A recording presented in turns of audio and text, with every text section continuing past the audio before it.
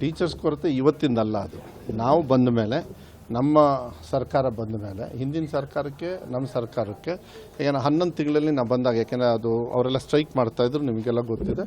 ಸುಮಾರು 13,000 ಟೀಚರ್ಸ್ನ ರಿಕ್ರೂಟ್ ಮಾಡಿ ಈಗಾಗಲೇ ಟೀಚರ್ಸು ಪಾಠ ಹೇಳ್ಕೊಡ್ತಾ ಇದ್ದಾರೆ, ಈಗಾಗಲೇ ಅಲ್ಲಿ ಸೇರಿಕೊಂಡಾರೆ. ಅದ್ರ ಜೊತೆಗೆ ಕಲ್ಯಾಣ ಕರ್ನಾಟಕ ಭಾಗ ಮತ್ತು ಜನರಲ್ ಬೇರೆ ಭಾಗಕ್ಕೆಲ್ಲ ಸೇರಿ ಮೊನ್ನೆನೂ ಕೂಡ ಸುಮಾರು 13,000 ಟೀಚರ್ಸಿಗೆ ನನಗೆ FD ಇಂದನೂ ಕ್ಲಿಯರೆನ್ಸ್ ಬಂದಿದೆ.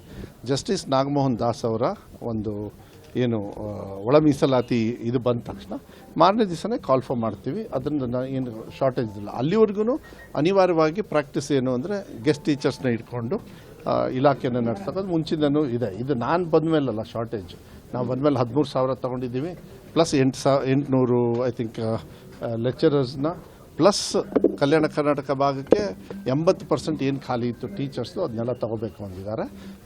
ಖಾಲಿ ಇರ್ತಕ್ಕಂಥ ಹುದ್ದೆ ಪ್ಲಸ್ ಇಲ್ಲೂ ಕೂಡ, ಯಾಕಂದರೆ ಶಿಕ್ಷಕರು ಬೇಕು, ನನಗೆ ಶಿಕ್ಷಕರು ಬೇಕಾಗಿರೋದ್ರಿಂದ ಆದಷ್ಟು ಬೇಗ ಆಗೋದಕ್ಕೆ ಜಸ್ಟಿಸ್ ನಾಗಮೋಹನ್ ದಾಸ್ ಅವ್ರದ್ದು ಒಳ ಮೀಸಲಾತಿ ಪಟ್ಟಿ ಬಂದ ತಕ್ಷಣ ಮೀಸಲಾತಿ ಕೊಡಬೇಕಲ್ಲ. ನಾನು ಮೀಸಲಾತಿ ಇಲ್ಲದೆ ನಾನು ಹೆಂಗೆ ಮಾಡೋಕ್ಕಾಗತ್ತೆ?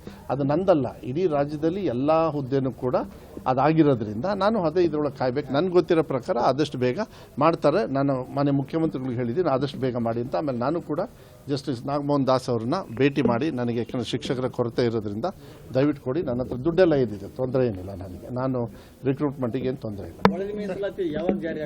ನಾನು ಆ್ಯಕ್ಚುಲಿ ನೋಡಿ ಅಲ್ಲ, ಅದು ನನ್ನ ಕೈಲಿಲ್ಲ, ಜಡ್ಜ್ ಅವ್ರ ಕೈಲಿ ಕೊಟ್ಟಿರ್ತಾರೆ. ಜಡ್ಜ್ ಅವರಿಗೆ ನೀವು ಹಿಂಗೆ ಮಾಡಿರಿ ಅಂತ ಹೇಳೋಕ್ಕಾಗಲ್ಲ. ಬಟ್ ಅವರಿಗೆ ನಾನೇ ಮನವಿ ಮಾಡಿದ್ದೀನಿ. ಟೀಚರ್ಸ್ ಕೊರತೆ ನನಗೆ ಸ್ವಲ್ಪ ಒತ್ತಡ ಜಾಸ್ತಿ ಆಗ್ತಾ ಇದೆ, ಬಟ್ ಟೀಚರ್ಸ್ ಕೊರತೆ ಏನಿಲ್ಲ. ಈಗ ಸದ್ಯಕ್ಕೆ ಅತಿ ಶಿಕ್ಷಕರ ಕೈಯಲ್ಲಿ ನಾವು ಮಾಡಿಸ್ತಾ ಇದ್ದೀವಿ. ರಿಸಲ್ಟ್ಸು ಇಂಪ್ರೂವ್ ಆಗಿದೆ.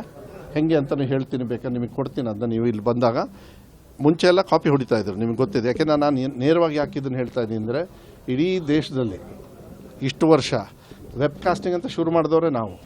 ಇದಾದಮೇಲೆ ಇಡೀ ದೇಶದಲ್ಲಿ ಬೇರೆ ಬೇರೆ ಕಡೆನೂ ಶುರು ಮಾಡಿದ್ರೆ ನಿಮಗೂ ಗೊತ್ತಿದೆ. ಕಾಪಿ ಹೊಡಿಯೋದು ಮುಂಚೆ ಅದು ಯಾವ ರೀತಿ ಅದನ್ನ ಹಚ್ಕೊಂಡ್ರೂ ನನಗೆ ಗೊತ್ತಿಲ್ಲ, ಅದ್ರ ಬಗ್ಗೆ ನಾನು ಚರ್ಚೆ ಮಾಡೋಕ್ಕೆ ಹೋಗಲ್ಲ.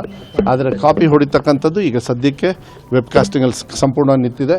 ಹೋದ್ಸತಿ 20% ನಾನು ಗ್ರೇಸ್ ಕೊಟ್ಟಿದ್ದೆ, ಯಾಕೆಂದರೆ ಅನಿವಾರ್ಯವಾಗಿ ಸ್ಟ್ರಿಕ್ಟ್ ಮಾಡಿದ ತಕ್ಷಣ ಕಷ್ಟ ಆಯಿತು. ಪಾಸಿಂಗ್ ಮಾರ್ಕು ಕೂಡ 175ರಿಂದ 125ಕ್ಕೆ. ಆದರೆ ಮೊನ್ನೆ ನಡೀತಕ್ಕಂಥ ಏನು ರಿಸಲ್ಟ್ಸ್ ಬಂತು, ಈಗಾಗಲೇ ಮಕ್ಕಳು ಚೆನ್ನಾಗಿ ಪರ್ಫಾರ್ಮ್ ಮಾಡಿದ್ದಾರೆ. 20% ಏನು ಕೊಟ್ಟಿಲ್ಲ ಈ ಸತಿ. ಎಲ್ಲ ಕಡೆನೂ ಕೂಡ ಇಂಪ್ರೂವ್ಮೆಂಟ್ ಆಗಿದೆ. ಈಗಾಗಲೇ SSLC ಐ ಥಿಂಕ್ 73% ಆಗಿದೆ. ಥರ್ಡ್ ಎಕ್ಸಾಮಲ್ಲಿ ಮಾಡಿದರೆ 75% ಮೇಲೆ ನಾವು ಕ್ರಾಸ್ ಮಾಡ್ತೀವಿ ಅಂತಕ್ಕಂಥದ್ದು ವಿಶ್ವಾಸ ಇದೆ. ಬಟ್ ಅದು ಇನ್ನೂ ಹೆಚ್ಚಾಗಬೇಕು, ಅದು ಕ್ರಮೇಣ ಆಗ್ತದೆ.